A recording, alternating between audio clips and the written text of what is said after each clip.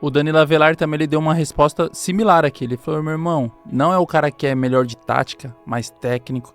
É o cara que consegue extrair o melhor de você e é verdadeiro. Não é o cara que dá o feedback e tudo mais. E com outros diversos atletas, sempre a mesma coisa, Gabriel. Às vezes ele até gosta de um cara que é excepcional tecnicamente, só que ele fala, irmão, mas interpessoal é muito ruim. Meio que apaga o brilho, né? Sim. É o que eu falo, esse era eu. Quando eu iniciei a minha carreira, eu fui trabalhar no Rio Grande do Sul, num clube chamado Esporte Clube Rio Grande, que é o vovô do futebol. E lá eu passei na segundona gaúcha, olha, um aperto, cara. E sofri muito no vestiário com relação aos atletas, porque eu não tinha esse interpessoal. Eu ficava lendo, eu tinha um hobby que era ir na biblioteca e ficar 4, 5 horas lendo livros, livrarias.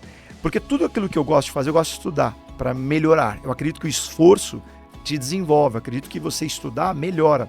Só que o conhecimento só no livro não adianta de nada, se você não souber aplicá-lo na prática. O que vale é a prática. Na minha opinião, a teoria está a serviço da prática e não o contrário. E aí, para mim, a tática era tudo. Até que um dia eu sofro uma derrota, onde eu descubro que o treinador adversário, ele fez treinos que eu não considerava assim tão elaborados. E isso fez com que eu começasse a desconstruir essa crença. Né? Como o Adam Grant, naquele livro chamado Think Again, ou seja, repensar, ali eu tive um ponto de inflexão na minha carreira, onde eu comecei a perguntar para a maioria dos caras que eu era fã no Rio Grande do Sul na época, o que o treinador precisa ter para ser um treinador top de linha? E eles diziam assim, gestão de pessoas, gestão de vestiário. E eu perguntava, mas onde eu aprendo isso? E aí eles falavam, só na prática. Eu falava assim, mas não é possível que não tenha alguém que teve a prática, pensou, elaborou e escreveu um livro sobre isso. Então eu fui estudar. E aí foi onde eu fui fazer uma pós em gestão de pessoas. Foi isso que me levou a fazer a pós em gestão de pessoas. Porque eu sofria no vestiário, porque eu fazendo uma autocrítica minha, eu percebia que essa é uma competência muito ruim em mim. Eu precisava desenvolver isso.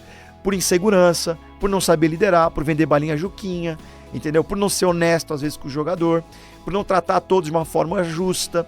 Então eu tinha muitas coisas que eu fui fazendo errado no início da minha carreira porque eu achava que era só a tática que resolvia. E ela me ajudou. Então eu tive pessoas que falavam, professor, o seu treino é bom, taticamente o senhor é muito inteligente, mas o senhor precisa aprender a lidar melhor. Então, alguns jogadores profissionais que eram bem mais velhos que eu, tinha 23, 24 anos, quando eu estava já sendo treinador profissional. Fui treinador profissional na segundona, 4, 5 anos no vestiário profissional, dos meus 23, dos meus 27 anos de idade, 28 anos de idade.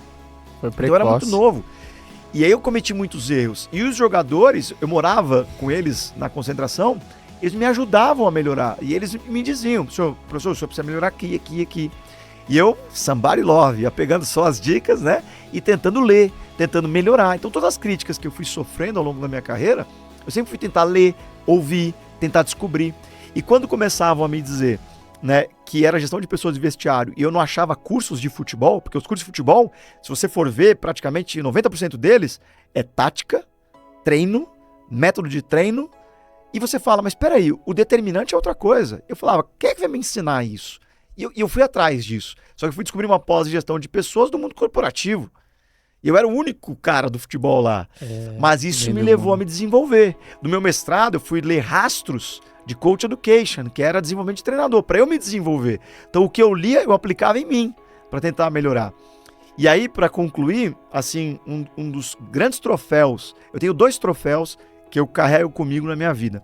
O primeiro deles foi que na minha dissertação de mestrado, eu tive 15 jogadores no meu Sub-19 do Avaí, que estavam lá durante 4 horas assistindo a minha dissertação. Eles não estavam lá para ouvir a dissertação, eles estavam lá pelo treinador deles. E eu tinha 35 jogadores do meu Sub-15 do Avaí que estavam indo, e acabou que o ônibus não conseguiu, que o preparador físico organizou o pessoal para ir, acabaram não indo, que estavam indo para lá. Eu teria quase 50 jogadores lá para assistir minha dissertação. Aquele é um dos maiores troféus que eu tenho como treinador na minha vida, porque eu falei, cara, acho que depois de 8 anos eu melhorei. Acho que eu melhorei essa competência.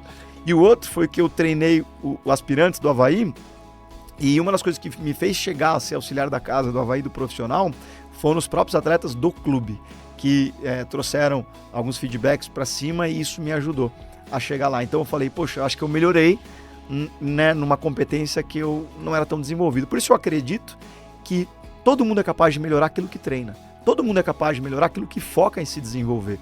O primeiro passo é saber que não sabe. Aí você começa a se desenvolver. É.